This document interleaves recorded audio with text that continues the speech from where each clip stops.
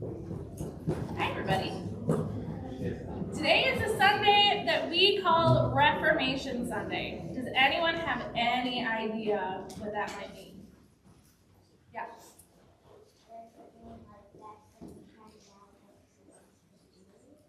So that's a good answer, that they find out what Jesus can do. What does it mean if we reform something? What does that sound like? Something is reformed. Big? It sounds like something was destroyed and you remake it. Yeah, something gets remade. What do you want to say, Grace? Like, let's say something gets broken down, you make it again. Yeah. Yeah, we fixed it. So what happened is that a while ago, like over 500 years ago, there was somebody named Martin Luther. He was looking at the church, and he thought that maybe there were some things that needed to be tweaked a little bit, fixed a little bit. And so it sparked this whole thing that we call the Reformation. And do you know what day he decided to share his biggest ideas? No. Yeah. On a Sunday. It wasn't a Sunday. It was the day before All Saints' Day, which is November 1st, which would mean that he shared his ideas on the 31st. Yeah, on Halloween, on what we call Halloween. It's All Hallows Eve, and that was the day that he decided to share his ideas. I want to share with you a little story about Martin Luther's life. I like this because it has pop-ups. Is it Martin Luther King? It is not. When I was a kid, I got that really confused. So this is Martin Luther, who is different than Martin Luther King Jr. Both are very important people in history. Both people did really great things. But this guy was German, and he lived in a time of castles and no electricity.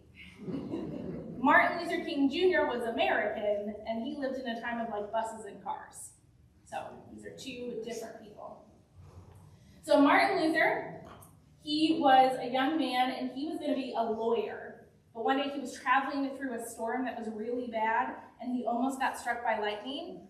And he promised God, if I survive this, I'm going to go be a monk. Have you ever heard of a monk before? A monk is a person who decides that they're going to dedicate their entire life to their faith in God. And so they usually live in a special place with other monks. And they don't get married, they don't have families, they spend all of their days together in this community that they create. So Martin Luther devoted his life to God, and he began studying the Bible when he read for himself what it said about having faith in Jesus. And Martin discovered the very good news that we are saved by faith. Now before this, not everybody read the Bible. Only this really religious people, like the priests and the monks, read the Bible. Like, you know how you might read the Bible with your families? That didn't happen back then. They didn't have Bibles in their homes. So Martin Luther didn't like what the church was teaching about faith and good works, and he especially didn't like the teaching that Christians could go to heaven faster by paying money to the church. Can you believe that? So he wrote down 95 ideas and shared them with everybody. So he had a big, long list of 95 things that he wanted to talk about.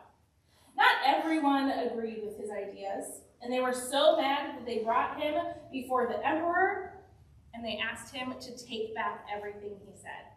So if you were telling the truth and somebody told you, I don't like what you're saying, you need to say that you don't believe any of that, that would not be a very good thing, would it? Martin Luther's life was in danger.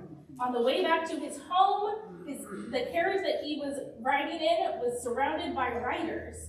They actually were friends of his who snuck up and hid him away because they were afraid people were going to hurt him. So they pretended to kidnap him, and they hid him away. Martin Luther kept writing his ideas about God, and they were printed and spread.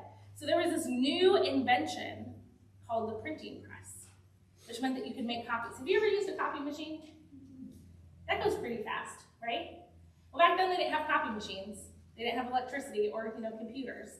So they had to take all the individual letters, place all the individual letters for everything and print it. But that was still really fast, because do you know how they copied things before the printing press? Any ideas? Yeah.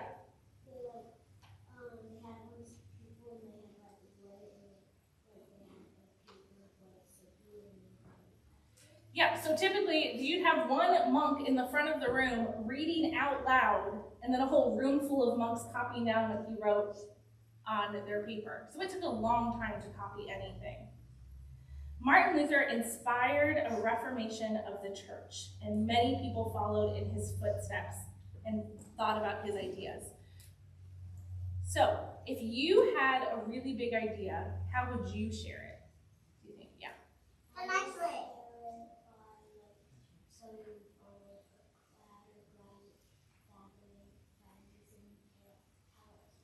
Going in front of a big gathering of people? How would you share the big news you had?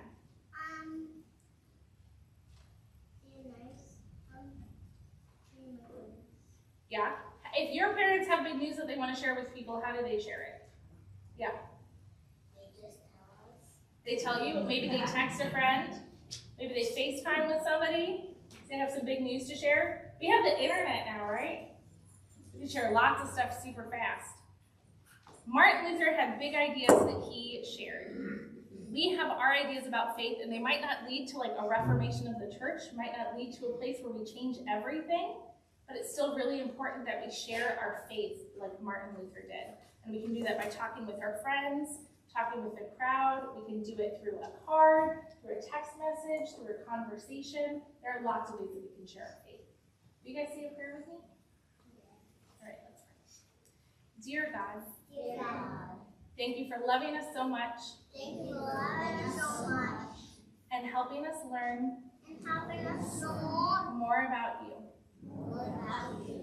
Help us grow Help us grow and change and be your church. and be your church. Amen. All right, you guys can head on back.